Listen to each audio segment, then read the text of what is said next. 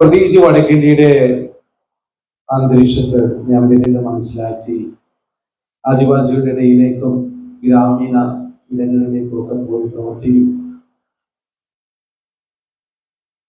അവരുടെ കയ്യിൽ നിന്ന് എന്തെങ്കിലും വാങ്ങുന്നതും അനുഭവിക്കുന്നതും അവരെ അംഗീകരിക്കുന്നതായിട്ടാണ് അവർ കാണുന്നത്. തിരസ്കരണം അവരെ തിരസ്കരിക്കുന്നതായിട്ടാണ്. അപ്പൊ മറ്റുള്ളവരെ അംഗീകരിക്കുക, അവരെ ബഹുമാനിക്കുക എന്നുള്ളതിനകത്ത് അവർ നൽകുന്ന ഭക്ഷണവും അവർ ചിലപ്പോൾ സ്നേഹത്തോടെ തരുന്ന ഉപകാരങ്ങളൊക്കെ പങ്കുവയ്ക്കുന്നത് അത്യാവശ്യമാണ് എന്നുള്ള ഒരു കാഴ്ചപ്പാട്. നാം അത് ആഗ്രഹിക്കാൻ പാടില്ല. പൗലോസ് പറയുന്ന പോലെ ഞാൻ നിങ്ങളുടെ പൊന്നോ വസ്ത്രമൊന്നും ചെയ്തിട്ടില്ല, ആഗ്രഹിച്ചിട്ടില്ല. വാങ്ങുന്നതിനേക്കാൾ അധികം കൊടുക്കുന്നതാണ് നല്ലത്. നിങ്ങളെ പഠിപ്പിക്കേണ്ടതിന് ഞാൻ നിങ്ങൾക്കൊരു ദൃഷ്ടാന്തം കാണിച്ചു. അതുകൊണ്ട് ഞാൻ എനിക്കും എൻ്റെ കൂടെ ഉള്ളവരുടെ ആവശ്യങ്ങൾക്ക് വേണ്ടി കൈകൊണ്ട് നന്നായിട്ട് അധ്വാനിച്ചു എന്നതാണ് പ്രാരംഭത്തോടെ പറയാം. എന്നാൽ അപ്പോൾ തന്നെ ഫിലിപ്പിയ ലേഖനം എഴുതുമ്പോൾ അവരിൽ നിന്നും താൻ അനുഭവിച്ചതായതിന് അവരോട് നന്ദി പറയുന്നതായിട്ട് നമ്മൾ മനസ്സിലാക്കും. അപ്പോൾ പരിശുദ്ധാത്മാവ് ആ നിലയിൽ എന്നെ അവിടെ ഒന്ന് ബാലൻസ് ചെയ്യുന്നു. അല്ല, ഇന്ന് കർത്താവിന്റെ വേലയിൽ ജോലി കൂടാതെ കർത്താവിന്റെ വേല ചെയ്യുന്ന ദൈവത്തിന്റെ വേലക്കാരെയും ഞാൻ അതേ അളവിൽ ബഹുമാനിക്കുന്നു. അത് ഓരോരുത്തർക്കും ലഭിച്ച ആ കാഴ്ചപ്പാട് എങ്ങനെയായിരുന്നാലും ഏറ്റവും അതിപ്രധാനമായിരിക്കുന്നത് ദൈവസേനയിൽ വരുമ്പോൾ നമ്മുടെ ആറ്റിറ്റ്യൂഡ് എന്താണ്, ദൈവത്തോടുള്ള ദൈവമുമ്പിൽ ജനങ്ങളോടുള്ള നമ്മുടെ ആറ്റിറ്റ്യൂഡ് എന്താണ്, അതാണ് ഏറ്റവും അതിപ്രധാനമായ ഒരു കാര്യം എന്നത് ഞാൻ മനസ്സിലാക്കുന്നത്. അതുകൊണ്ട് എല്ലാവരെയും ഒരുപോലെ ബഹുമാനിക്കുന്നു, ഒരുപോലെ ആദരിക്കുന്നു. കർത്താവിന്റെ ഇടയിലായിരിക്കുന്ന എല്ലാവരെയും ഒരിക്കൽ കൂടെ ഞാൻ എൻ്റെ ഹൃദയത്തിൽ നിന്ന് വന്ദനം ചൊല്ലുന്നു. കർത്താവ് നിങ്ങൾ എല്ലാവരെയും ധാരാളമായിട്ട് അനുഗ്രഹിക്കരുത്. പ്രിയപ്പെട്ട പാസ്പോൾ അവர்கள் പറഞ്ഞതുപോലെ ചില വർഷങ്ങൾക്ക് മുമ്പ്, അതായത് കോവിഡിനൊക്കെ വളരെ മുമ്പ് അല്ലെ, ഇവിടെ വരാനും ഒരിട്ടിയിൽ 2 പ്രാവശ്യം പാസ്റ്റേഴ്സ് സെമിനാർ നടത്തിയതിൽ 1 പ്രാവശ്യം ഇവിടെ ആയിരുന്നു എന്നാണ് എൻ്റെ ഓർമ്മ അല്ലെ. ആ പ്രാവശ്യമാണ് ഇവിടെ കൺവെൻഷനും നടക്കാനിടയാണ്. അപ്പൊ പ്രിയ സാറ് പറഞ്ഞപ്പോ ഇന്നടത്താന്ന് പറഞ്ഞപ്പോ ഞാൻ പറഞ്ഞു എനിക്കറിയാം, ഞാൻ അവിടെ പോയിട്ടുണ്ട് എന്ന് പറയാനിടയാണ്. അങ്ങനെ വീണ്ടും ഒരിക്കൽ കൂടെ ഇവിടെ കടന്നു വരാനും ഒക്കെ ദൈവം ഇടയാക്കിയത് ഓർത്ത് ഞാൻ ദൈവത്തിന് നന്ദിയോടെ സ്തോത്രം. സന്തോഷത്തോടെ കർത്താവ് നമുക്ക് സ്തോത്രം. ഇന്ന് പലകാലം കർത്താവ് നമ്മളോട് സംസാരിക്കട്ടെ. ഒരിക്കൽ കൂടെ നമ്മുടെ കണ്ണുകൾ അടച്ച് നമുക്ക് പ്രാർത്ഥിക്കാം. പിതാവേ, ഞങ്ങൾ അങ്ങേക്ക് നന്ദിയോടെ സ്തോത്രം ചെയ്യുന്നു. പരിശുദ്ധനായിരിക്കുന്ന ഞങ്ങളുടെ കർത്താവേ, അവിടുത്തെ തിരുസന്നിധിയിൽ ഞങ്ങളായിരിക്കുന്നു. കർത്താവേ, ഇതൊരു മഹാഭാഗ്യം തന്നെയാണ്. ഞങ്ങളെ രക്ഷിച്ചു, ഞങ്ങളെ വീണ്ടെടുത്തു, നിന്റെ മക്കൾ എന്ന് വിളിക്കപ്പെടാൻ ഞങ്ങൾക്ക് ഒരു വലിയ ഭാഗ്യം തന്നു. അത് മാത്രമല്ല കർത്താവേ, ഈ ഞങ്ങൾക്ക് തന്ന ഈ ചുരുങ്ങിയ ആയുസ് അങ്ങയ്ക്ക് വേണ്ടി ജീവിക്കാനും അങ്ങയുടെ വേല ചെയ്യാനും ഒക്കെ അങ്ങ് ഞങ്ങളെ തെരഞ്ഞെടുത്തു എന്ന് പറയുമ്പോൾ ഞങ്ങൾ എത്ര ഭാഗ്യവാന്മാരാണെന്നുള്ളത് ഞങ്ങൾ ഓർത്ത് സ്തോത്രം ചെയ്യും. ഞങ്ങളെ വിശ്വസ്തനെ തന്നെ ഞങ്ങളെ പരമേൽപ്പിച്ചിരിക്കുന്ന ഈ തേജസ്സിന്റെ ശുശ്രൂഷ ഓർത്ത് ഞങ്ങൾ ദൈവത്തെ സ്തുതിക്കുന്നു. കർത്താവെ, അങ്ങയുടെ അങ്ങാൽ വീണ്ടെടുക്കപ്പെട്ട, അങ്ങാൽ വേർതിരിക്കപ്പെട്ട, അങ്ങാൽ അങ്ങ് വിളിച്ച് അങ്ങയുടെ ആ മഹത്വപരമായ ശുശ്രൂഷയ്ക്കാക്കിയിരിക്കുന്ന അങ്ങയുടെ വിലപ്പെട്ട ദാസന്മാർക്കായിട്ട് അങ്ങയെ സ്തുതിക്കുന്നു. ഞങ്ങൾ ഒരുമിച്ചുള്ളതായിരിക്കുന്ന ഈ സന്തോഷത്തിന് ദൈവം അനുഗ്രഹിക്കുക. ഞങ്ങൾ ഒരുമിച്ച് അങ്ങയുടെ വചനം പങ്കുവയ്ക്കുമ്പോൾ, ചിന്തിക്കുമ്പോൾ അങ്ങയുടെ പരിശുദ്ധാത്മാവ് ഞങ്ങളോട് സംസാരിക്കും. ഞങ്ങൾക്ക് കുറെ അറിവുകളല്ലല്ലോ വേണ്ടത്, ഞങ്ങൾക്ക് അവിടുത്തെ ആലോചനകളേണം, മുമ്പോട്ട് പോകാനുള്ള പ്രകാശം വേണം, ഗൈഡൻസ് വേണം. കർത്താവെ, ഇതിന്റെ ആ നടത്തിപ്പിന് വേണ്ടി ഞങ്ങൾ തിരുമുഖത്തേക്ക് നോക്കും. അവിടുന്ന് ഞങ്ങളോട് സംസാരിക്കണം എന്ന് പ്രാർത്ഥിക്കുന്നു. എല്ലാ അങ്ങയുടെ മക്കളെയും അനുഗ്രഹിച്ച് കർത്താവിന്റെ വേലയിൽ ഇനിയും വർദ്ധിച്ചു വരുവാനുള്ള എല്ലാ കൃപകളാലും ഇതുപോലെ കാര്യങ്ങളെ നിറയ്ക്കണം എന്ന് ഞാൻ പ്രാർത്ഥിക്കുന്നു. കർത്താവിന്റെ പ്രാർത്ഥന കേൾക്കുന്നതോട് അങ്ങേക്ക് നന്ദി പറയാം. യേശുവിന്റെ നാമത്തിൽ അപേക്ഷിക്കുന്ന പിതാവേ, ആമേൻ, ആമേൻ, ആമേൻ.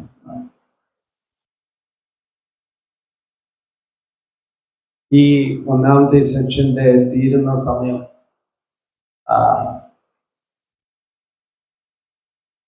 സാർ ഒന്ന് കൈ കാണിച്ചേക്കാണ്. ഇനി എത്ര സമയം?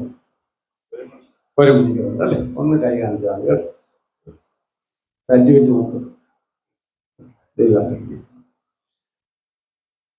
ഞാനിത് നിങ്ങളോട് പങ്കുവെക്കാൻ വേണ്ടിയിട്ട് ആഗ്രഹിക്കുന്നത് നമ്മുടെ ശുശ്രൂഷയുടെ മേഖലകൾ. ഈ ദിവസങ്ങളിൽ എന്നെ ചിന്തിപ്പിച്ചതായിരിക്കുന്ന ചില കാര്യങ്ങൾ. നമ്മളെല്ലാവരെയും കർത്താവ് വിളിച്ചു. അതൊരു മഹാഭാഗ്യം തന്നെയാണ്. നാം ഈ ശുശ്രൂഷ ചെയ്യുന്നത് നമ്മുടെ യോഗ്യതയിലല്ല, അവന്റെ യോഗ്യതയിലാണ്. അവൻ നമുക്ക് നൽകുന്ന പ്രാപ്തിക്കൊത്തതാണ് നാം ഈ കർത്താവിന്റെ വേലയിലായിരിക്കും. അതുകൊണ്ട് നമ്മൾ എപ്പോഴും അവനിൽ തന്നെ കടിച്ചു തൂങ്ങിക്കിടക്കേണ്ടവരാണ്. തന്റെ കൃപയിൽ തന്നെ കടിച്ചു തൂങ്ങിക്കിടക്കേണ്ടവരാണ്. കർത്താവ് നമ്മളോട് വളരെ വ്യക്തമായിട്ട് പറഞ്ഞിട്ടുണ്ട്, എന്നെ പിന്നെ നിങ്ങൾക്ക് ഒന്നും ചെയ്യാൻ കഴിയത്തില്ല. അത് നമ്മൾ എല്ലാവരും മനസ്സിലാവും. അതുകൊണ്ട് കൊമ്പ് മുന്തിരിവള്ളിയിൽ വസിക്കുന്നത് പോലെ തന്നെ നാം കർത്താവിൽ വസിക്കുന്നതിനാൽ മാത്രമേ നമുക്ക് ഫലം കഴിക്കാനായിട്ട് കഴിയത്തുള്ളൂ എന്നത് നമ്മളെല്ലാവരും മനസ്സിലാക്കും. അതുകൊണ്ട് അധികമായി കർത്താവിൽ പിടിച്ചു തൂങ്ങിക്കിടക്കുക, കർത്താവിനോട് പറ്റി നിൽക്കുക, കർത്താവിനെ അള്ളി പിടിച്ചിരിക്കുക. ഇതാണ് നമ്മുടെ ആത്മീയ ജീവിതത്തിൽ നമ്മൾ പരിശീലിക്കേണ്ടിയിരിക്കുന്നത്. കർത്താവുമായിട്ട് ഒരു അകൽച്ച നമുക്ക് ഉണ്ടാവാൻ പാടില്ല. കർത്താവുമായിട്ടുള്ള നമ്മുടെ ആത്മബന്ധം വർദ്ധിച്ചുകൊണ്ടേയിരിക്കണം. അതാണ് ആത്മീയ വളർച്ച എന്ന് പറയുന്നത്.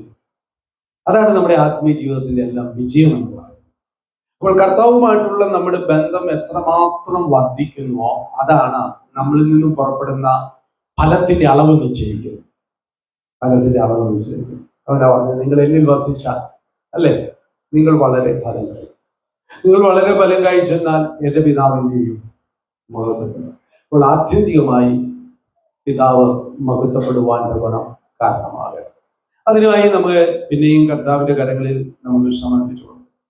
അപ്പോൾ ദൈവം നമ്മളെ ഏൽപ്പിച്ചതായിരിക്കുന്ന ഈ ശുശ്രൂഷ എന്ന് പറയുമ്പോൾ പ്രധാനമായിട്ടും കർത്താവ് നമ്മളിൽ നിന്ന് എന്താണ് ഉദ്ദേശിക്കുന്നത് നമുക്ക് എല്ലാവർക്കും അറിയാവുന്ന കാര്യമാണ്. ഞാൻ ഇങ്ങനെ പറഞ്ഞു പോകുന്നത് മാത്രം. എഫേസ്യ ലേഖനം 4:11 മുതലുള്ള വാക്യങ്ങൾ വായിക്കേണ്ട, നമുക്ക് എല്ലാവർക്കും അറിയാം. അവിടെ പറയുന്നുണ്ട്, കർത്താവ് ഉയരത്തിലേക്ക് കയറി മനുഷ്യർക്ക് ദാനങ്ങളെ കൊടുത്തു എന്ന് പറയുന്നു. എന്നിട്ട് പറയുന്നു, അവൻ ചിലരെ അപ്പോസ്തലന്മാരായും ചിലരെ പ്രവാചകന്മാരായും ചിലരെ ഉപദേഷ്ടാക്കന്മാരായും ചിലരെ സുവിശേഷകന്മാരായും ചിലരെ ഇടയന്മാരായും ഒക്കെ കർത്താവ് എന്ത് ചെയ്തു? വേർതിരിച്ചിരിക്കുന്നു എന്നവിടെ പറയുന്നു. എന്നാൽ ഇവർക്കെല്ലാം ഉള്ള ഉത്തരവാദിത്വം ഒന്ന് തന്നെയാണ്. ഇങ്ങനെ ഒരു 5 തരത്തിൽ ഇവരെ തിരിച്ചിട്ടുണ്ടെങ്കിലും അവിടെ നമ്മൾ വായിക്കുന്നത് അതെന്തിനു വേണ്ടിയാണ് എന്ന് നമ്മളവിടെ വായിക്കും. അതെല്ലാം നമ്മൾ എന്തിനു വേണ്ടി? ക്രിസ്തുവിനെ സംബന്ധിച്ചുള്ള ആ പരിജ്ഞാനത്തിൽ നമ്മൾ വളരണം. ആ വളരുന്നതിനാല് നമുക്ക് തമ്മിലൊരു ഐക്യത ഉണ്ടാകും. ആ ഐക്യതയിൽ വന്ന് നമ്മൾ ആ ക്രിസ്തുവിന്റെ ആ മച്യൂരിറ്റിയിലേക്ക്, ആ പക്വതയിലേക്ക് നമ്മളെല്ലാവരും വളർന്ന് കർത്താവിന്റെ വേലയ്ക്കായി കർത്താവ് നമ്മളെ ഓരോരുത്തരെയും ഏൽപ്പിച്ചിട്ടുള്ള ശുശ്രൂഷ നമ്മളിലൂടെ ഒക്കെ നിർവഹിക്കപ്പെടണം. അതിനുവേണ്ടി നമ്മളെ സജ്ജരാക്കുന്നതിന് വേണ്ടിയിട്ടാണ് ഈ വേലക്കാരെ എല്ലാം കർത്താവ് അതെ വിളിച്ചിരിക്കുന്നത്. അപ്പോൾ അവരെ നമുക്ക് നൽകിയിരിക്കുന്നു എന്നാണ് പറയുന്നത്. ഇപ്പോൾ കർത്താവിന്റെ വിളിക്ക് വേണ്ടി സമർപ്പിച്ചതായ നമ്മൾ ഓരോരുത്തരും ദൈവത്തിന്റെ വിളി കേട്ട് സമർപ്പിച്ചവരാണ്. കർത്താവിന്റെ കരുത്തിലേക്ക് നമ്മളെ കൊടുത്തപ്പോൾ കർത്താവ് എടുത്ത് നമ്മെ മനുഷ്യർക്ക് കൊടുത്തിരിക്കുന്നു. കർത്താവിന്റെ കരുത്തിലേക്ക് നമ്മളെ കൊടുത്തു. കർത്താവ് നമ്മെ എടുത്ത് എന്ത് ചെയ്തു? മനുഷ്യർക്ക്. ഈ ദൈവവിളി കേട്ടവർ മാത്രമാണ് അങ്ങനെ ആ നിലയിൽ സമർപ്പിച്ചിരിക്കുന്നത്, അല്ലെ? പ്രൈസ് നമ്മൾ മാത്രമാണ്. ഈ കൊച്ചുബാലയും കൊണ്ടുവന്ന 5 അപ്പവും 2 മീനും കൊണ്ട് കൊടുത്തപ്പോ അത് കർത്താവിന്റെ കയ്യിൽ നേരിട്ട് കൊടുത്തതല്ലായിരിക്കാം, ഫിലിപ്പോസിന്റെ കയ്യിലായിരിക്കാം കൊടുത്തത്, ശിഷ്യന്മാരുടെ കയ്യിലായിരിക്കാം, അവരായിരിക്കാം കർത്താവിന്റെ കയ്യിൽ കൊണ്ട് കൊടുത്തത്. എങ്ങനെയായാലും കർത്താവിന്റെ കയ്യിലേക്ക് അത് എത്തിയപ്പോ കർത്താവ് എന്താ ചെയ്തത്? കർത്താവ് ഇതെല്ലാം മനുഷ്യർക്ക് കൊടുക്കുകയാണ് ചെയ്യുന്നത്, ഇവരോട് കൊടുക്കുകയാണ് എന്നതുപോലെ. പ്രിയപ്പെട്ടവർ, കർത്താവിന്റെ ആവശ്യം അത് തന്നെയാണ്. നശിച്ചു പോകുന്ന ജനങ്ങളാണ് ദൈവത്തിന്റെ വിഷയം. താൻ സൃഷ്ടിച്ച, തന്റെ സ്വരൂപത്തിലും തന്റെ സാദൃശ്യത്തിലും സൃഷ്ടിച്ച തന്റെ ജനം നശിച്ചു പോകുന്നു. അതാണ് ദൈവത്തിന്റെ വിഷയം, അതല്ലാതെ വേറെ വിഷയം ദൈവത്തിന്. അതാണ് ദൈവത്തിന്റെ ഹൃദയത്തിന്റെ ഭാരം, അതാണ് ദൈവത്തിന്റെ ഹൃദയത്തിന്റെ വേദന. അതിന്റെ പരിഹാരാർത്ഥമാണ് ദൈവം തന്റെ പുത്രനെ ലോകത്തിലേക്ക് അയച്ചത്. അതിന്റെ പരിഹാരാർത്ഥമാണ് യേശു കർത്താവ് ക്രൂശിൽ മരിച്ചത്. ഹല്ലേലൂയ. ഉയർത്തെഴുന്നേറ്റ് താൻ പിതാവിന്റെ സന്നിധിയിൽ ഇന്ന് മധ്യസ്ഥത ചെയ്യുന്നതും അതുമായിട്ട് ബന്ധത്തിൽ മാത്രമാണ്. അതുകൊണ്ട് ദൈവത്തിന്റെ ഏറ്റവും വലിയ വിഷയം അതാണ്. മനുഷ്യന്റെ വീണ്ടെടുപ്പാണ് ഏറ്റവും വലിയ വിഷയം. അവിടെ പ്രിയപ്പെട്ടവരെ, അതുകൊണ്ട് കർത്താവിന്റെ കരുത്തിലേക്ക് കിട്ടുന്നതെല്ലാം അതിലേക്ക് തന്നെ കർത്താവ് ഇൻവെസ്റ്റ് ചെയ്യുക. അവിടെ കർത്താവിന്റെ കരുത്തിലേക്ക് ഞാൻ എന്നെ കൊടുത്തപ്പോൾ കർത്താവ് എന്നെ എടുത്ത് മനുഷ്യർക്ക് കൊടുത്തു. നിങ്ങൾ ഓരോരുത്തരും കർത്താവിന്റെ കരുത്തിലേക്ക് നിങ്ങളെ കൊടുത്തപ്പോൾ നിങ്ങളെ തിരിച്ച് മനുഷ്യർക്ക് കൊടുത്തിരിക്കുക. അവിടെ നമ്മൾ മനസ്സിലാക്കണം, നമ്മൾ ദൈവത്തിന്റെ പ്രോപ്പർട്ടിയാണെന്ന് പറയുമ്പോൾ നമ്മൾ മനുഷ്യരുടെ പ്രോപ്പർട്ടിയാണ്. മനുഷ്യർക്ക് വേണ്ടി ദൈവം നമ്മളെ കൊടുത്തിരിക്കുക. അതുകൊണ്ടാണ് പൗലോസ് അത് മനസ്സിലാക്കിക്കൊണ്ടാണ് പൗലോസ് കൊരിന്ത്യർ ലേഖനത്തിൽ 2 കൊരിന്ത്യർ 4 പറയുമ്പോൾ പറയുന്നത്, ഞങ്ങൾ യേശുവിനെ കർത്താവെന്നും ഞങ്ങളെയോ നിങ്ങളുടെ ദാസന്മാരെന്നുമാണ് പ്രസംഗിക്കുന്നത്. യേശുവിനെ നിങ്ങൾ എന്തായിട്ട് പ്രഖ്യാപിക്കുന്നു? കർത്താവ്. അവൻ എല്ലാവരുടെയും കർത്താവാണ്. അവൻ മാത്രമാണ് കർത്താവ്. ഹല്ലേലൂയ. അവൻ മാത്രമാണ് കർത്താവ്. കർത്താവിന് മാത്രമേ കർത്തൃത്വം ചെയ്യാൻ പറ്റത്തുള്ളൂ. നമുക്ക് ആർക്കും കർത്തൃത്വം ചെയ്യാൻ പറ്റുന്നത്. അതുകൊണ്ട് ആ പൗലോസ് ഒന്ന് കൊരിന്ത്യർ പറയുന്നത്, പ്രൈസ് അധ്യായത്തിൽ, നിങ്ങളുടെ വിശ്വാസത്തിന് മേൽ ഞങ്ങൾക്ക് കർത്തൃത്വമുണ്ട് എന്നത് ഞാനല്ല, അല്ലെങ്കിൽ പ്രൈസ് നമുക്ക് ആരുടെയും മേലും എന്തില്ല? കർത്തൃത്വമില്ല.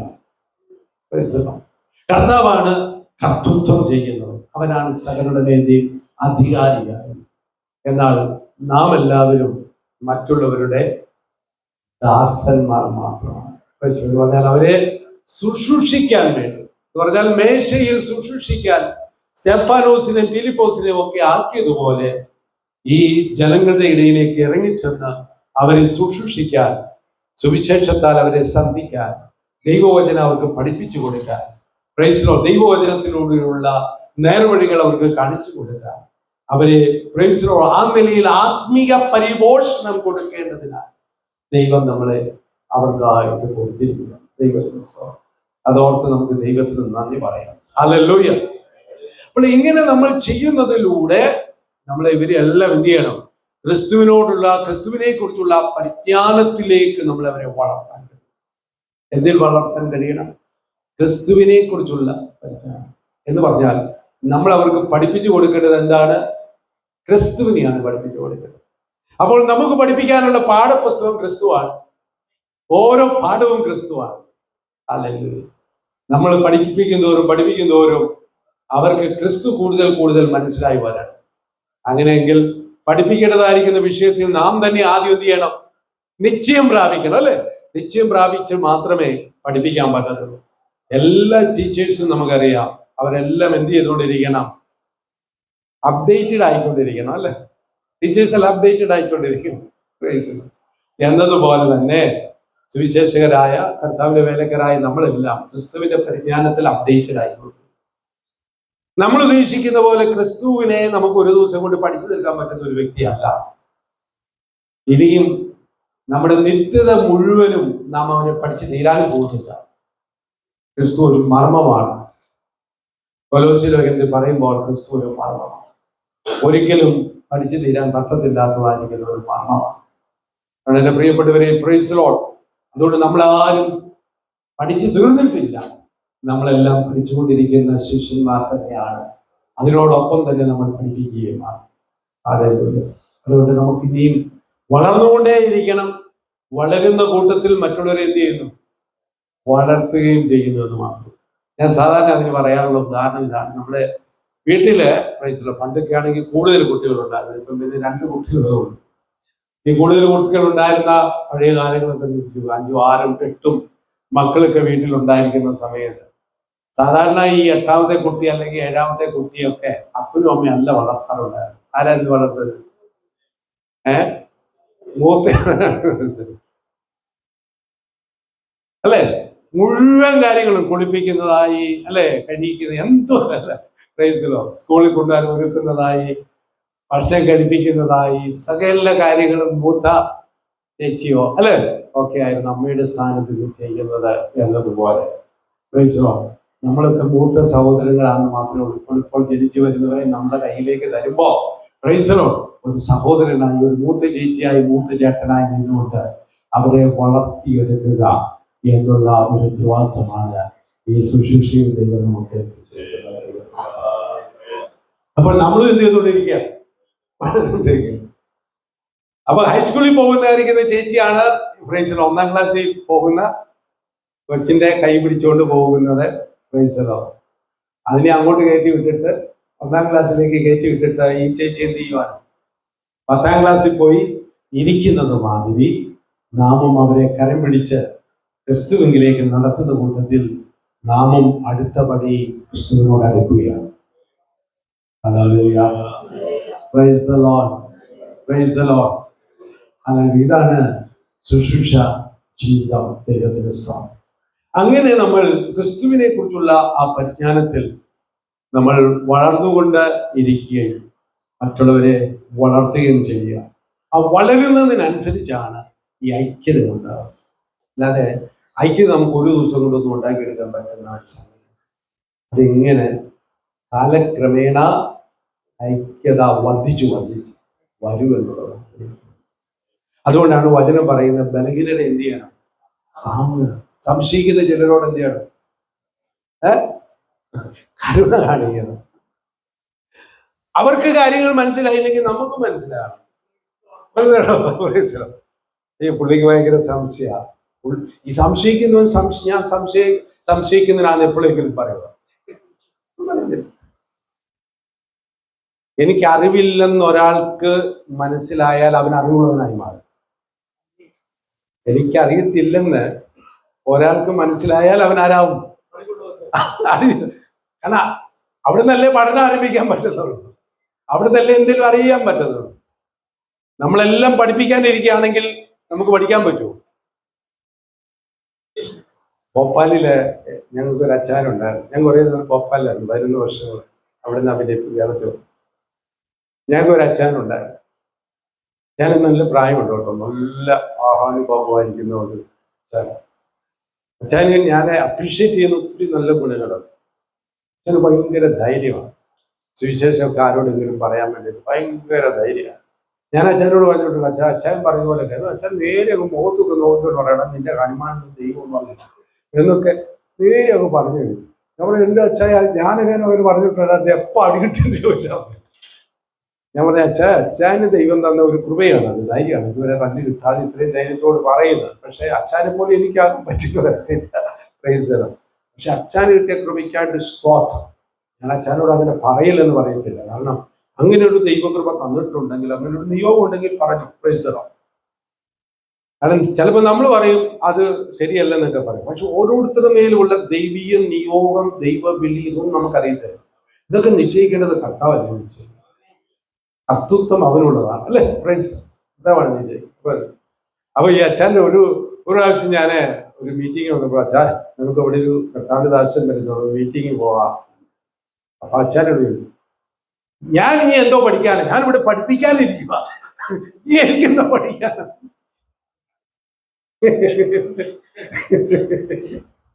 Praise the Lord. എന്ന് പറഞ്ഞ പോലെ praise the Lord. അങ്ങനെയെങ്ങാനും നമ്മളൊരു കൺക്ലൂഷനിലേക്ക് വന്നു കഴിഞ്ഞാൽ ഭയങ്കര അപകടം. Praise the Lord.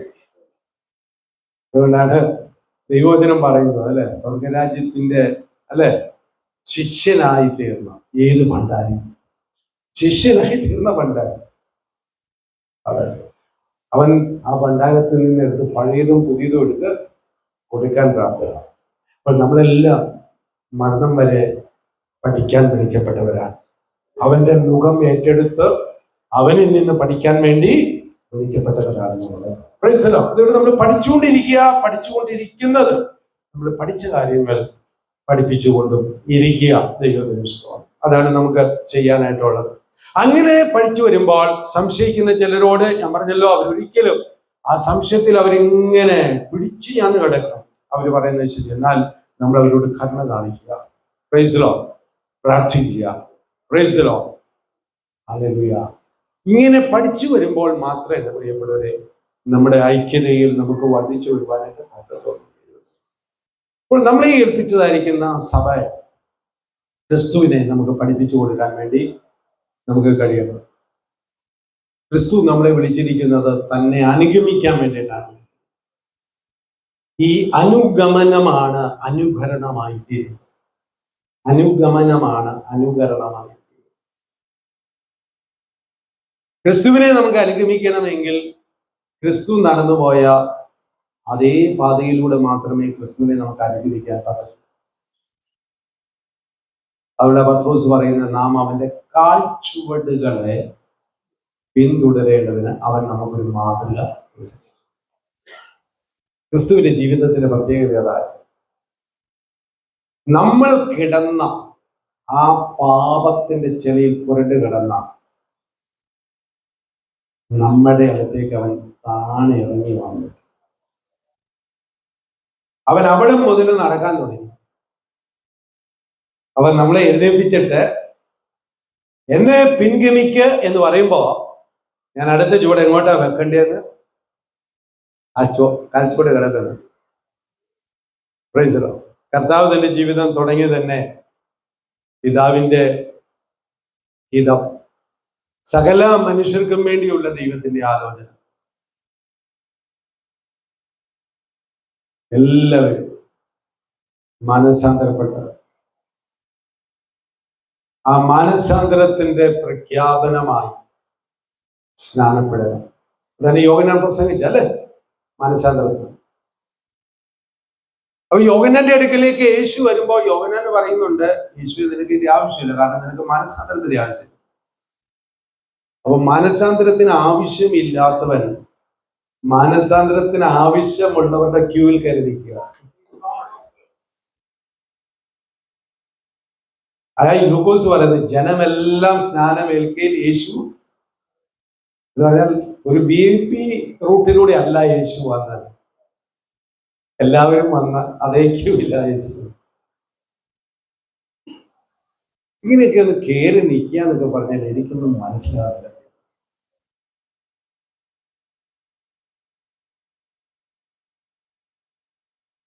താഴോട്ടിറങ്ങുക എന്ന് പറയുന്നല്ലേ നമുക്ക് ഏറ്റവും ബുദ്ധിമുട്ടുള്ള കാര്യം അല്ലേ?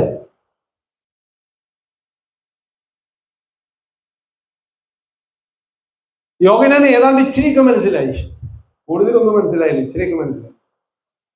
താൻ അടുത്ത് വന്നപ്പം പറഞ്ഞു, അയ്യോ നിനക്ക് ഇനി ആവശ്യമില്ല, ഇനി നിനക്കിത് ആവശ്യമുണ്ടെങ്കിൽ എന്നാൽ നിനേക്കാൾ കൂടുതൽ ആവശ്യമില്ല. അതാണ് യേശുവിന്റെ മാതൃകയുടെ പ്രശ്നം, പ്രത്യേകതയാണ്. യേശുവിലേക്ക് സൂക്ഷിച്ചു നോക്കിയാൽ നമ്മൾ താഴാതിരിക്കില്ല. അവന്റെ താഴ്മയുടെ മുമ്പിൽ, അവന്റെ വിനയത്തിന് മുമ്പിൽ, അവൻ തന്നെ ശൂന്യനാക്കിയത് ഗ്രഹിച്ച നമ്മൾ ഇനി താഴാതിരിക്കുക.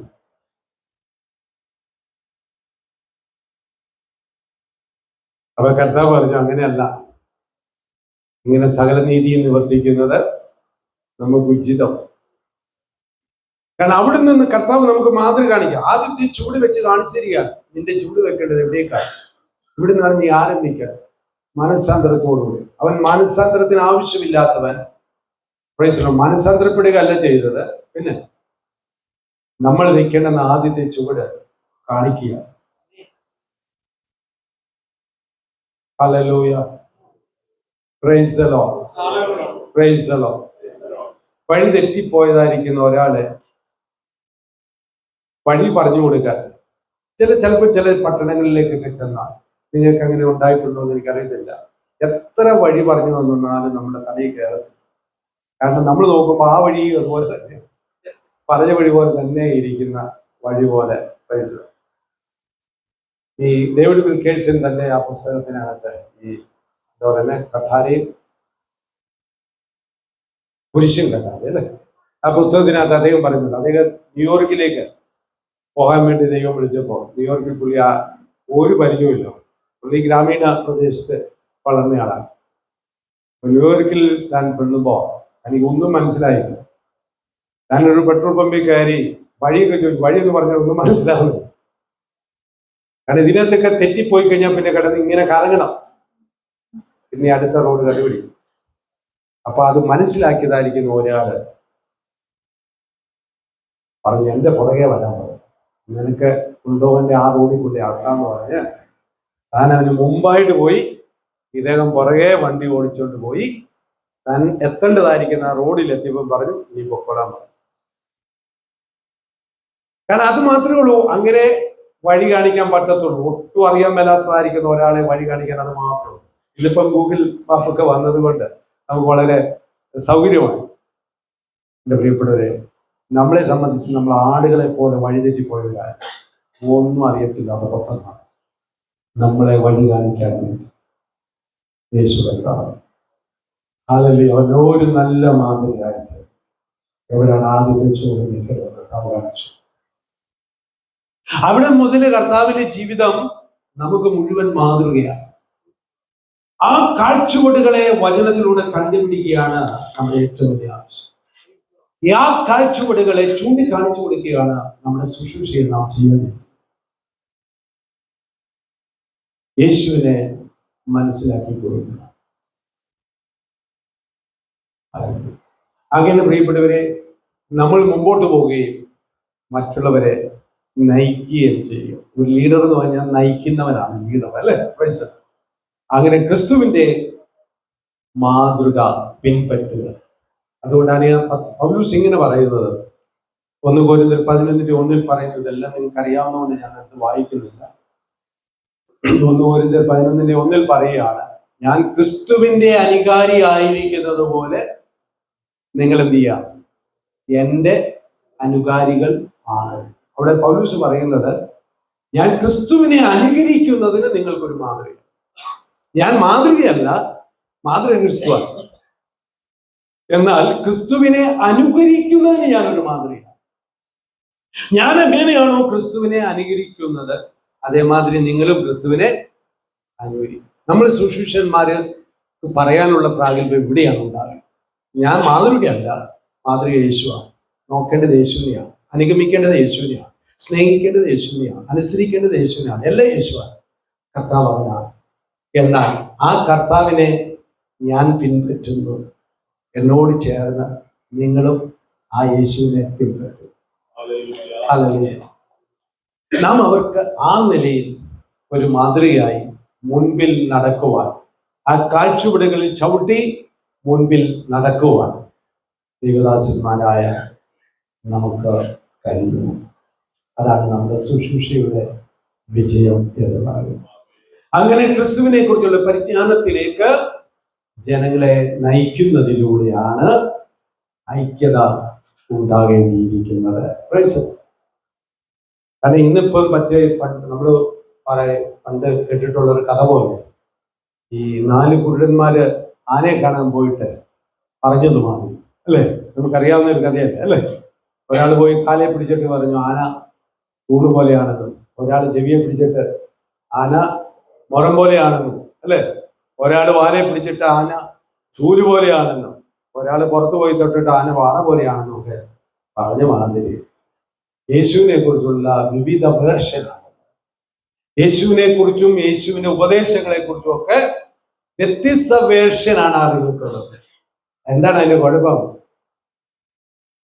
ഈ കുരുടന്മാരുടെ പ്രശ്നമാണ്.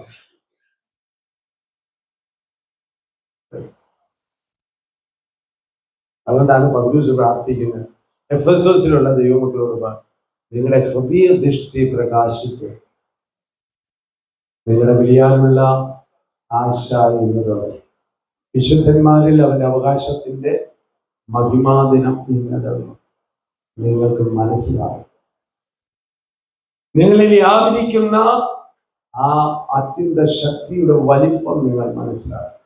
പിന്നെ നമ്മൾ അറിയേണ്ട കാര്യങ്ങൾ നമ്മൾ അറിയുമ്പോൾ, അതുകൊണ്ട് കർത്താവ് പറഞ്ഞ സത്യം അറിഞ്ഞാൽ സത്യം നിങ്ങളെ നമ്മുടെ ദൃഷ്ടികൾ പ്രകാശിക്കും. യേശു കൂടുതൽ നമുക്ക് മനസ്സിലാകും, യേശുവിന്റെ പ്രവർത്തനം മനസ്സിലാകും, യേശുവിന്റെ ഉപദേശം മനസ്സിലാകും. യേശു നമുക്ക് കൂടുതൽ മനസ്സിലാകുന്നതിനനുസരിച്ച് അവന്റെ സ്വഭാവം, അവന്റെ പ്രവർത്തനം, അവന്റെ ഉപദേശം, ഇതൊക്കെ നമുക്ക് മനസ്സിലാകുന്നതിനനുസരിച്ച് നമ്മൾ യേശുവിനോട് അനുരൂപതപ്പെടുന്നതിലാണ് ഐക്യത. ഹല്ലേലൂയ. അപ്പോൾ ഞാൻ പറഞ്ഞ ഒരു കാര്യം നിങ്ങൾ കുറിക്കൊള്ളുമെന്ന് ഞാൻ വിചാരിക്കുന്നു. നമുക്ക് വേണ്ടത് ഉപദേശ ഐക്യമല്ല, നമുക്ക് വേണ്ടത് ഉപദേശ ഐക്യമല്ല, നമുക്ക് വേണ്ടത് ക്രിസ്തുവിനെ കുറിച്ചുള്ള പരിജ്ഞാനത്തിലുള്ള ഐക്യം. എഫെസിൽ എഴുതി ഒന്ന് വായിച്ചാൽ നമുക്കറിയുന്ന വാക്യമാണെങ്കിൽ പോലും, എഫെസ് ലേഖനം 4-ാമത്തെ അധ്യായത്തിന്റെ 11 മുതൽ അവൻ ചിലരെ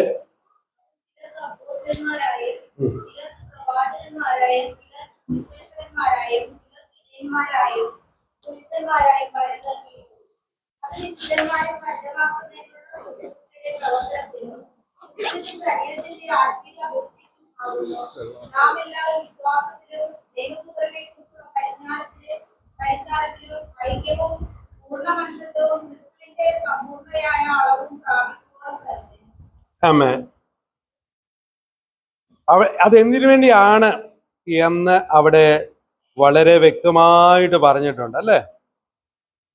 അതിൻ്റെ ഒരു NLT വേർഷൻ എനിക്ക് കുറച്ചിട്ടൊരു സിമ്പിളായിട്ട് എനിക്ക് തോന്നുന്നു. എഫേഷ്യൻ 4-ന്റെ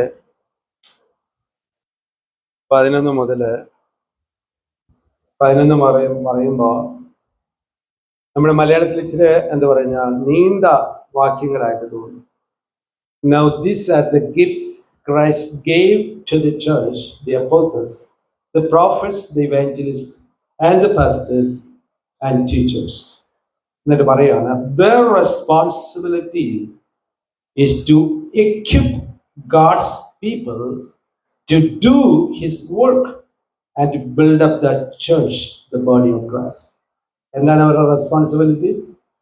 അവരുടെ responsibility is to equip God's people. ദൈവത്തിന്റെ ജനത്തെ സജ്ജമാക്കണം. Equip God's people to do his work. അവനെ ഏൽപ്പിച്ച ആ പ്രവൃത്തി തികയ്ക്കുന്നതിന് വേണ്ടി ദൈവജനത്തെ എന്ത് ചെയ്യണം? സജ്ജമാക്കണം. ദൈവജനത്തെ സജ്ജമാക്കണം. And build up the church, the body of Christ. അങ്ങനെ ദൈവസഭയെ, യേശുവിന്റെ ശരീരമായ സഭയെ പണിതുയർത്താൻ. അതാണ് അവരുടെ responsibility. This will continue until we all come to such unity in our faith and knowledge of God's son. Praise the Lord. എവിടം വരെ കണ്ടിന്യൂ ചെയ്തുകൊണ്ടിരിക്കണം? Price the Lord. ദൈവപുത്രനെ കുറിച്ചുള്ള പരിജ്ഞാനത്തിലും വിശ്വാസത്തിലും നമുക്ക് ഐക്യത. ഹല്ലേലൂയ. ദൈവപുത്രനെ അറിയുന്നതിൽ, ഈ ദൈവപുത്രനെ അറിയുന്നതും വിശ്വാസവുമായിട്ട് അഭേദ്യമായി ബന്ധപ്പെട്ടിരിക്കുന്നു. ഒരു വ്യക്തിയെ അറിയുമ്പോഴാണ് ആ വ്യക്തിയിൽ നമ്മുടെ വിശ്വാസം വർദ്ധിക്കുന്നത്. ആദ്യം എന്നെ പരിചയപ്പെടുന്നതായിരിക്കുന്ന ഒരു വ്യക്തിക്ക് ചിലപ്പോൾ ഇങ്ങേർക്ക് കൊടുത്തേരെ, നിങ്ങളുടെ അയൽക്കത്തുള്ള ആ തൊട്ടടുത്തുള്ള വീട്ടിലുള്ള ആ ദാനിയേലിനാണ് ഒരു 100 രൂപ കൊടുത്തേക്കെന്ന് പറഞ്ഞ് ഒരു 100 രൂപ ചിലപ്പോൾ എൻ്റെ കയ്യിൽ ഏൽപ്പിക്കാനുള്ള വിശ്വാസം ഉണ്ടാവും. ആദ്യം പരിചയപ്പെട്ടു. ഞാനൊരു ദൈവദാസനാണെന്നൊക്കെ മനസ്സിലായി. അപ്പോൾ എൻ്റെ അയൽവക്കത്ത് ദാനിയേൽ എന്ന് പറയുന്ന ഒരാൾ താമസിക്കുന്നുണ്ട്. അപ്പം അദ്ദേഹത്തിന് 100 രൂപ കൊടുക്കാണ്ട, അപ്പം കൊടുത്തു വിടാൻ ഒരു വിശ്വാസമുണ്ട്. എന്നാൽ ആദ്യം പരിചയപ്പെടുമ്പോൾ തന്നെ സ്വാഭാവികമായിട്ട് അദ്ദേഹത്തിന് ഒരു 1,00,000 രൂപ കൊടുക്കാനുണ്ടായിരുന്നു. അതിങ്ങനെ അദ്ദേഹത്തിന്റെ കയ്യിലുണ്ടായിരുന്നു. അപ്പം ജോയി തോമസിനെ കണ്ടല്ലോ, ഇനി അവിടം വരെ പോകണ്ടല്ലോ, അപ്പൊ എന്റെ പെട്രോളും ലാഭമായി, എന്റെ സമയവും ലാഭമായി, അപ്പൊ ഇദ്ദേഹത്തിന്റെ കയ്യിൽ അങ്ങ് 1,00,000 രൂപ കൊടുത്തേക്കാം എന്ന് വെക്കാനുള്ള വിശ്വാസം ഉണ്ടാകണമെന്നുണ്ടോ? ഉണ്ടാവുമോ? കാര്യം പാസ്റ്റൊക്കെയാണ്, വെള്ളഷർട്ടൊക്കെ ഇട്ട് ഇപ്പൊ ഏറ്റവും കൂടുതൽ വിശ്വാസക്കുറവ് അല്ലേ? അപ്പൊ ആ സ്ഥാനത്ത് അത് 1 കോടി ആയാലോ? എന്നാൽ അവരെന്നെ കുറച്ചു പലവട്ടം കാണുകയും സഹകരിക്കുകയും ചെയ്യുമ്പോൾ എന്നെ അറിയുന്നതിനനുസരിച്ച് എന്നിലുള്ള വിശ്വാസം വർദ്ധിക്കും. ഇപ്പൊ എന്റെ പൂർണ്ണമായിരിക്കുന്ന ബോധ്യം, ഇപ്പോൾ പാസ്റ്ററോ അല്ലെങ്കിൽ പ്രിയ ജോണി സാറോ 1,00,000 രൂപ എൻ്റെ അടുത്ത് തന്നുവിടാനും മാത്രം എന്നിൽ വിശ്വാസം ഉണ്ടായിരിക്കുന്നതാണ്. അത് ഒറ്റ പ്രാവശ്യം കാണുന്നതുകൊണ്ടല്ല, അല്ലേ? എന്നാൽ അപ്പോഴും ഒരു ചോദ്യം, പോൾ പാസ്റ്റർക്ക് 1 കോടി രൂപ എൻ്റെ അടുത്ത് തന്നുവിടാൻ വിശ്വാസം ഉണ്ടാവുമോ എന്ന്. പോൾ പാസ്റ്റർ പറയാ, ഇത് എന്തെങ്കിലും 1 കോടി രൂപ ഇല്ലേ?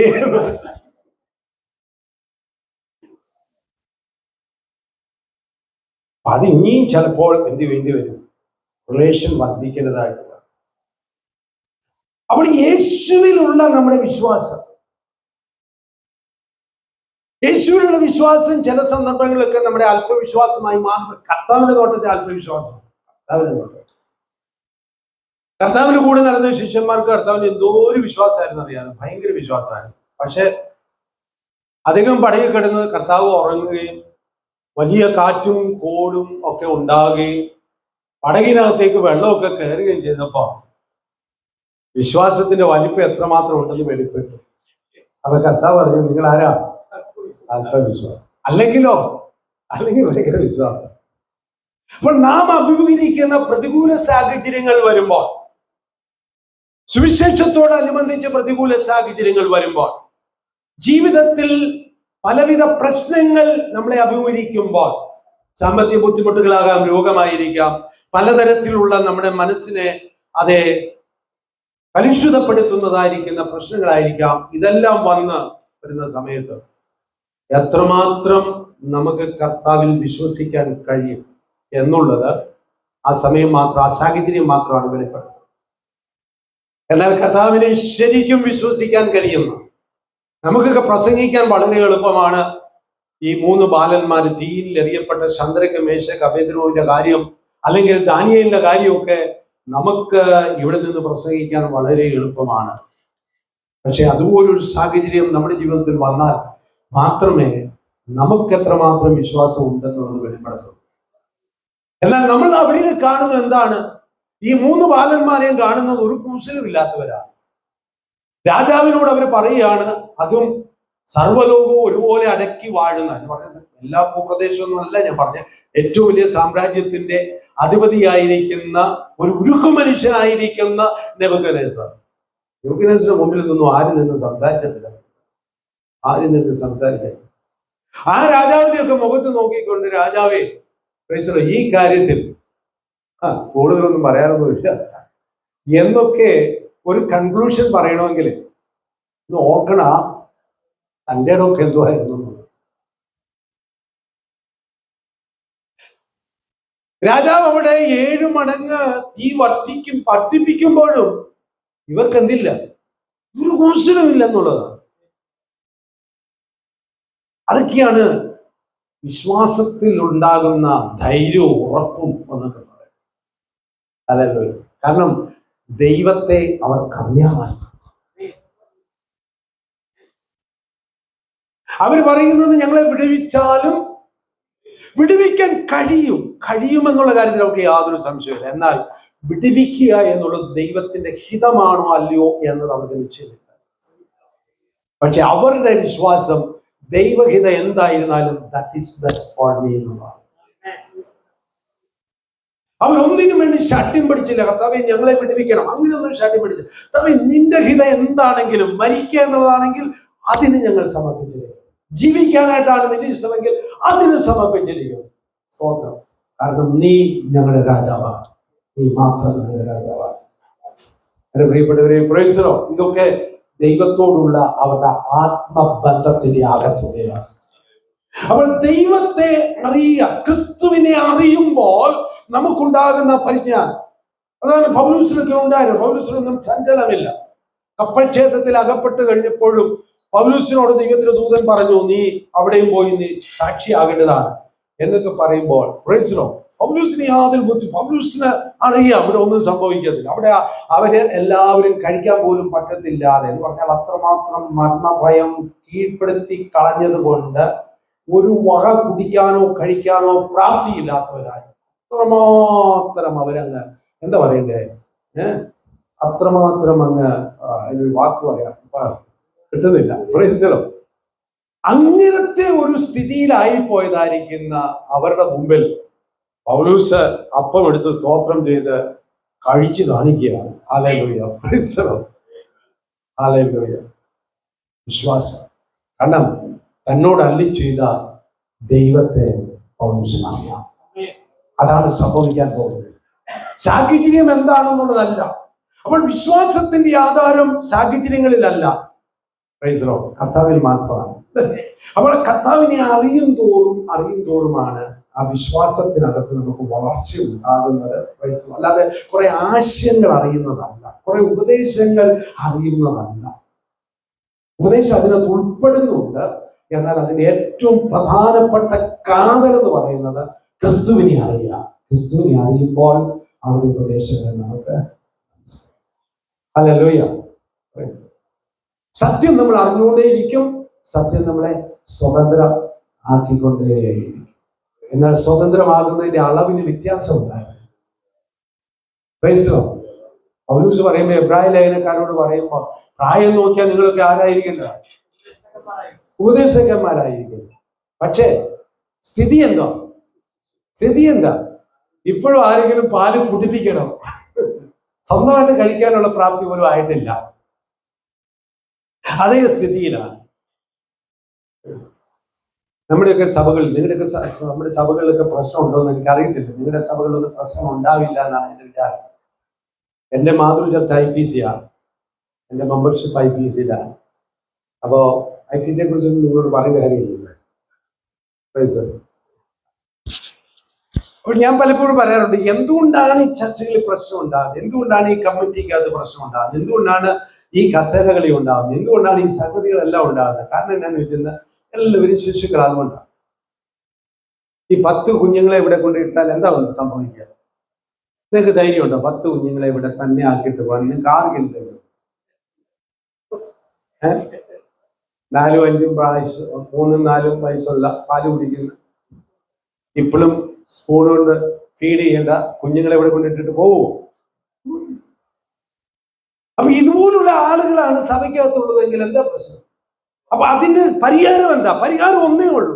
ഞാൻ പറയാം, അതിന്റെ കുറ്റം എന്താന്ന് ചോദിച്ചെന്നാൽ ഇതുവരെ നാം അവരെ പ്രൈസ് ദി ലോർഡ് ക്രിസ്തുവിനെ കുറിച്ചുള്ള പരിജ്ഞാനത്തിലേക്ക് വളർത്തുന്നു. നമ്മൾ പറഞ്ഞു കൊടുത്ത് ഇത് മാത്രമേ ഉള്ളൂ. ശിശുസ്നാനം തെറ്റാണ്, മുതിർന്ന സ്നാനമാണ്. അത് മാത്രമേ നമ്മൾ പറഞ്ഞു കൊടുക്കുള്ളൂ. അവിടുത്തെ മുഴുവൻ തെറ്റാണ്, ഇവിടുത്തെ മുഴുവൻ ശരിയാണ്. ഇതാണ് നമ്മൾ പറഞ്ഞു കൊടുത്തത്. യേശു ഇന്നും ആളുകൾക്ക് മനസ്സിലാകുന്നില്ല. യേശു നടന്നുപോയ പാത മനസ്സിലാകുന്നില്ല. അവരെ കാഴ്ചപ്പാടുകൾ മനസ്സിലാകുന്നില്ല.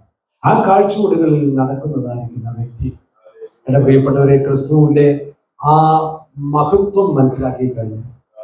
പൗലോസ് പറയുന്ന പോലെ മാത്രമേ പറയാൻ പറ്റുള്ളൂ. ക്രിസ്തുവിനെ നേടേണ്ടത്, ക്രിസ്തുവിനെ നേടേണ്ടത്. ഒറ്റ ഫോക്കസ് ചെയ്തു, ഒറ്റ ലക്ഷ്യമുള്ളൂ, ക്രിസ്തുവിനെ നേടുക. ആ ക്രിസ്തുവിനെ നേടേണ്ടതിന് എനിക്ക് ലാഭമായിരിക്കുന്നതല്ല ചപ്പ ശവനം. ഒന്നിനും വില കാണുന്നില്ല, ഒന്നിനും വില കാണുന്നില്ല. അത് ക്രിസ്തുവിനെ മനസ്സിലായതുകൊണ്ടാണ്. അല്പമെങ്കിലും ക്രിസ്തുവിനെ മനസ്സിലായതുകൊണ്ടാണ്. ഉദാഹരണമായിട്ട് പ്രൈസിലോ ഇപ്പൊ പോൾ ബ്രദര്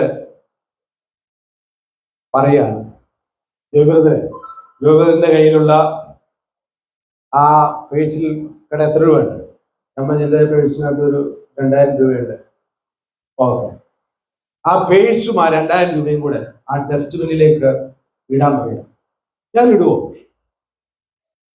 ആകെയുള്ള 2000 രൂപ. ഞാൻ ചോദിച്ചത് എന്താ പോൾ ബ്രദറെ പറയുന്നത് അല്ലേ? എനിക്ക് മനസ്സിലാകത്തില്ലേ? എന്നാൽ അദ്ദേഹം ഒരു 1,00,000 റുപ്യ എടുത്ത് കാണിക്കുക. 1,00,000 റുപ്യ അത് അങ്ങോട്ട് ഡസ്റ്റ്ബിന്നിലേക്ക് ഇട്ടിട്ട് വരാമെങ്കിൽ എന്നാ ഇത് തരാമെന്ന് പറയാ. അപ്പോ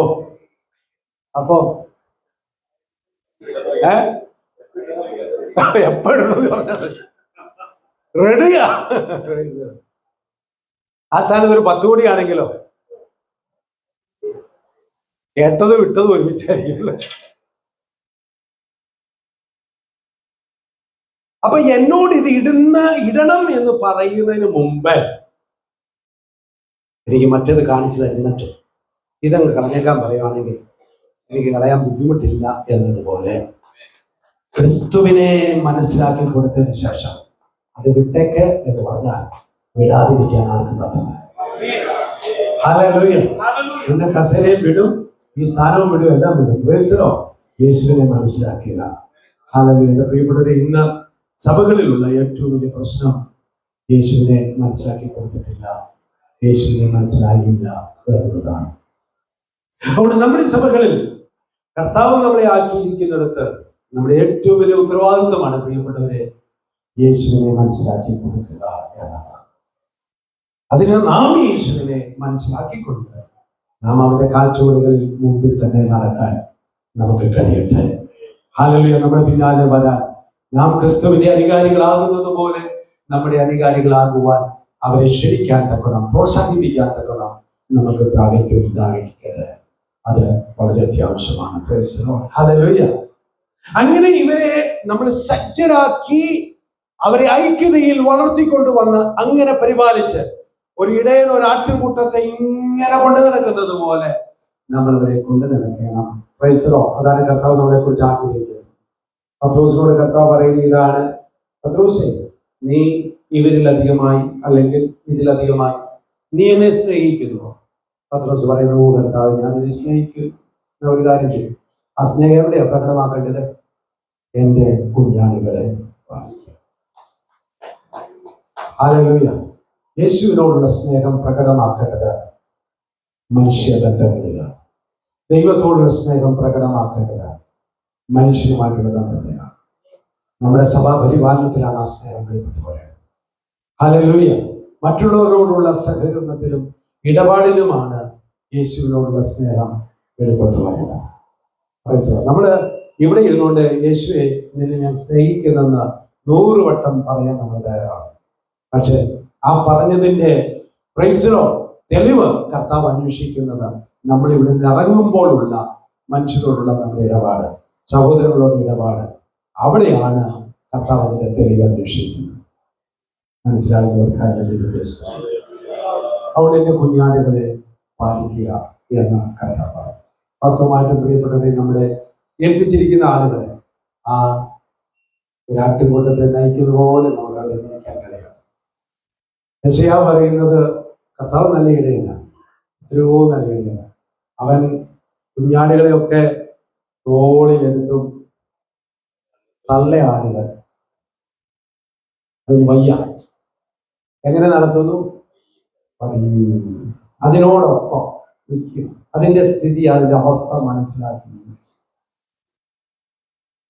ഒരു ഇടയിന് ഭയങ്കര സഹിഷ്ണുത വേണം, ഭയങ്കര വഹിക്കാനുള്ള വൃത്തിയുടെ കഴിവ്.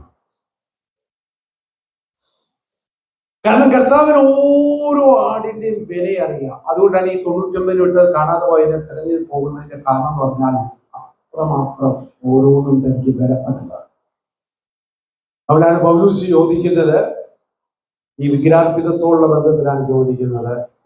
ഇതെല്ലാം അറിയാവുന്നവരെടുത്ത് വായിക്കണ്ടല്ലോ.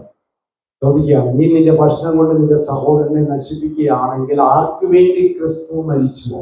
ആർക്ക് വേണ്ടി ക്രിസ്തു മരിച്ചുവോ അവനെ നീ എന്ത് ചെയ്യുന്നു? നിന്റെ ഭക്ഷണം കൊണ്ട് നശിപ്പിച്ചു. ആർക്ക് വേണ്ടി? അതാണ് അതിന്റെ ഗൗരവം. അതാണ് ആർക്ക് വേണ്ടി ക്രിസ്തു മരിച്ചു. അപ്പോൾ ഞാനൊരു വ്യക്തിയെ കാണുമ്പോൾ, ഒരു കുഞ്ഞിനെ കാണുമ്പോൾ, അല്ലെ ആദ്യമാകട്ടെ, പാവപ്പെട്ട വ്യക്തിയായിരിക്കാം, പഠിത്തമില്ലാത്ത വ്യക്തിയായിരിക്കാം, എഴുത്തും വായനയും അറിയത്തില്ലാത്ത, ഞങ്ങൾ വടക്കേണ്ടിയിൽ പ്രവർത്തിക്കുമ്പോൾ ഞങ്ങൾക്ക് ഗ്രാമങ്ങളിൽ അങ്ങനെയുള്ളവരാണ് കൂടുതലുള്ള, എഴുത്തും വായനയും അറിയത്തില്ലാത്തതായ ആളുകളായിരിക്കാം. പക്ഷെ പെട്ടെന്ന് ഞാൻ ചിന്തിക്കേണ്ടത്, ഇതത്ര വിലപ്പെട്ടതാണ്. കണ്ടിട്ട് കറുത്താലിരിക്കുന്നത്, വസ്ത്രം ഒഴിച്ചതാണ്, അടുത്തൊട്ട് ചെന്നാൽ നല്ല നാറ്റമുണ്ട്, എല്ലാം ശരിയാണ്. പക്ഷെ ആർക്ക് വേണ്ടി ക്രിസ്തു മരിച്ചു? യേശു തന്റെ ജീവനെ കൊടുത്ത വ്യക്തിയാണ്. ആർക്ക് വേണ്ടിയാണ് യേശു തന്റെ ജീവനെ കൊടുത്തത്? ആ വ്യക്തിയുടെ വില യേശുവിന്റെ രക്തത്തിന്റെ വിലയാണ്. അല്ലെങ്കിൽ ആ യേശുവിന്റെ രക്തത്തിന് ഞാൻ വില കൊടുക്കുന്നെങ്കിൽ, കർത്താവിന് ഞാൻ വില കൊടുക്കുന്നെങ്കിൽ, കർത്താവിനെ ഞാൻ സ്നേഹിക്കുന്നത്, കുഞ്ഞാടുകളെ പരിപാലിക്കണം. Praise Lord. നല്ല ആടുകളെ പതിയെ നടത്തുക, കുഞ്ഞാടുകളെ തോളിൽ വഹിക്കുക. അപ്പൊ തോളിൽ വഹിക്കേണ്ടടുത്ത് തോളിൽ വഹിക്കുക. അപ്പോൾ നമുക്ക് എത്രത്തോളം ഇറങ്ങിച്ചെന്ന് ജനങ്ങളോടൊപ്പമായിരുന്നു കൊണ്ട് അവരെ ക്രിസ്തുവിന്റെ പരിജ്ഞാനത്തിലേക്ക് ഉയർത്തിക്കൊണ്ട് നമ്മുടെ ജീവിത മാതൃകയിലൂടെ, നമ്മുടെ ജീവിത ശൈലിയിലൂടെ, നമ്മുടെ ഇടപാടിലൂടെ ഒക്കെ അവരെ ആ ക്രിസ്തുവിന്റെ പരിജ്ഞാനത്തിലേക്ക് കൂട്ടിക്കൊണ്ടുപോകാൻ നമുക്ക് എല്ലാവർക്കും കഴിയണം. ദൈവത്തിന് സ്തോത്രം. അതിനുവേണ്ടി കർത്താവ് നമ്മളെ വിളിച്ചിരിക്കുന്നു. ആ ബോധ്യമുള്ളവർ കർത്താവിനെ സ്തോത്രം ചെയ്യും.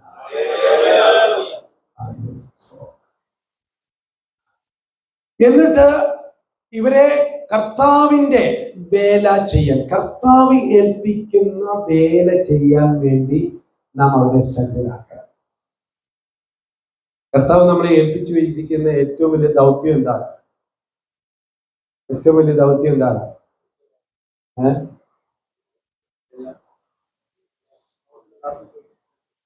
അതെ, സുവിശേഷം അറിയിക്കുക. അതല്ലെങ്കിൽ നശിച്ചു കൊടുക്കുന്ന, വെളിയിൽ കിടക്കുന്നതായ ഓരോരുത്തരെ നമ്മൾ ക്രിസ്തുവിലേക്ക് നയിക്കും. അപ്പോൾ ക്രിസ്തുവിന്റെ പരിജ്ഞാനത്തിലേക്ക് നമ്മളെ ഇവരെ വളർത്തുന്നതിനോടൊപ്പമാണ് ആ ക്രിസ്തുവിന്റെ സ്നേഹം അറിയുമ്പോഴാണ് അവരിൽ ആത്മഭാരം ഉണ്ടാകുന്നത്. ഞാൻ പറയുന്നത് ശ്രദ്ധിക്കണമേ. ക്രിസ്തുവിന്റെ സ്നേഹം നമ്മൾ അറിയുമ്പോഴുമാണ് നമ്മളിൽ സ്നേഹത്തിന്റെ വർധനമുണ്ടാകും. ക്രിസ്തുവിന്റെ സ്നേഹം നമ്മൾ പ്രാപിക്കും തോറും, അറിയും തോറും, നാം അത് പ്രാപിക്കും തോറുമാണ് നമ്മളിൽ സ്നേഹത്തിന്റെ വർധനമുണ്ടാകും. അപ്പോൾ നമ്മളിൽ ക്രിസ്തുവിന്റെ സ്നേഹം വന്ന് നിറഞ്ഞ് ആ സ്നേഹം നമ്മുടെ സ്വന്തം സഹോദരങ്ങളിലേക്ക് അല്ലെങ്കിൽ ദൈവമക്കളിലേക്ക് പകരപ്പെടുമ്പോൾ അതിന് സഹോദര സ്നേഹം എന്ന് പറയും. സഹോദര സ്നേഹം. ആ സഹോദര സ്നേഹമാണ് നമ്മൾ വീണ്ടും ജനിച്ചു, രക്ഷിക്കപ്പെട്ടു, നിത്യജീവന്റെ അവകാശികളായി എന്നതിന്റെ ഏറ്റവും വ്യക്തമായ വ്യക്തമായ തെളിവ്.